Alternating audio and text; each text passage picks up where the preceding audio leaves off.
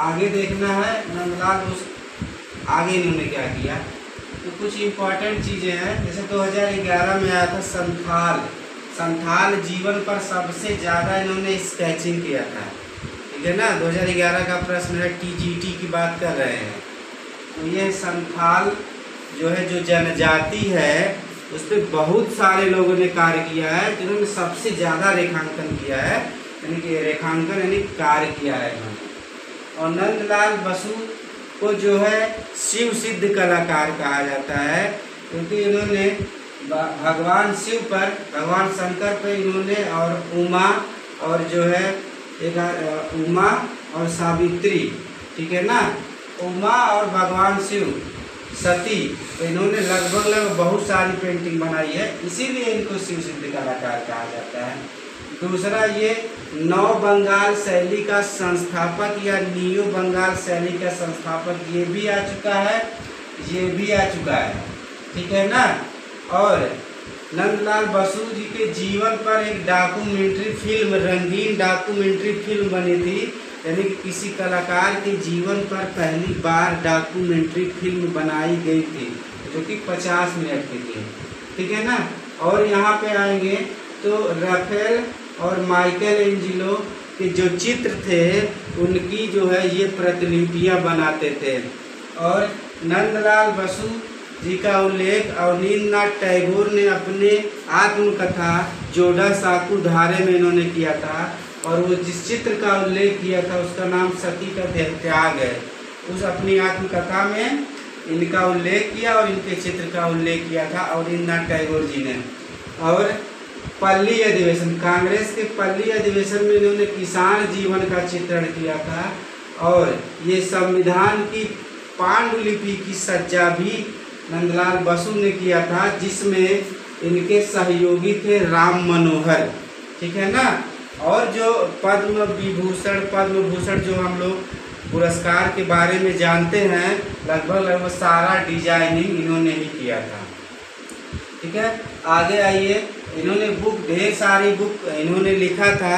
हमने बताया कि ये चित्रकार थे, शिक्षक थे, लीनो पट पर काम किए, और पोस्टर में काम किया इन्होंने, टच पद्धति में काम किया, म्यूरल चित्र में काम किया, यहाँ तक कि इन्होंने, हमें ये लगता है कि ये जो है उस पर क्या होता है, पेस्टल विधि में इन्होंने काम किया। पौराणिक चित्र के साथ साथ प्राकृतिक चित्र, ऐतिहासिक चित्र, ठीक है ना। और इसीलिए इनके चित्रों को दार्शनिकता की श्रेणी में रखा जाता है, ठीक है ना। इनके चित्रों को दार्शनिकता की श्रेणी में रखा जाता है। और यहाँ पे आइए, इनके म्यूरल चित्र, दूल्हे की सवारी, नटी पूजा उत्सव, ये इनके 5 म्यूरल चित्र हैं।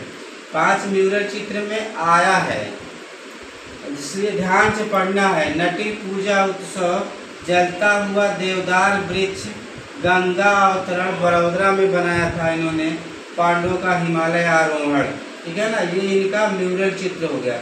चित्र श्रृंखला हो गई, फैजपुर पोस्टर की चित्र श्रृंखला बनाया था। जब कांग्रेस अधिवेशन हुआ था तो इन्होंने वहाँ पे फैजपुर में पोस्टर चित्र बनाया था। हरिपुरा में बनाया था। चैनिका काव्य संग्रह पर भी इन्होंने चित्र बनाया था। अब ये सारे चित्र आ जाइए, रामचंद्र परिणय, सती का देह त्याग, ठीक है ना, उमा का दुख, ठीक है ना। तो इसका इंग्लिश भी आप जानिएगा, इसका इंग्लिश क्या हो सकता है, ठीक है ना। हो सकता है कभी कभी हिंदी ना दे के इंग्लिश दे देता है।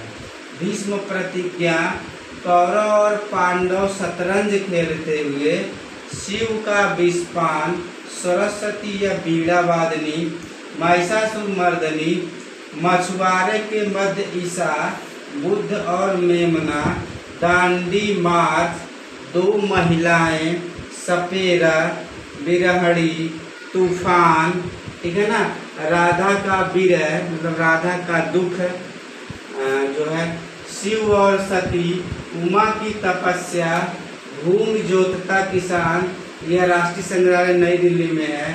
पतझड़ आपका, अभिसारिका, पार्थ सारथी चित्र जो है कि अवनींद्रनाथ टैगोर जी ने भी बनाया है।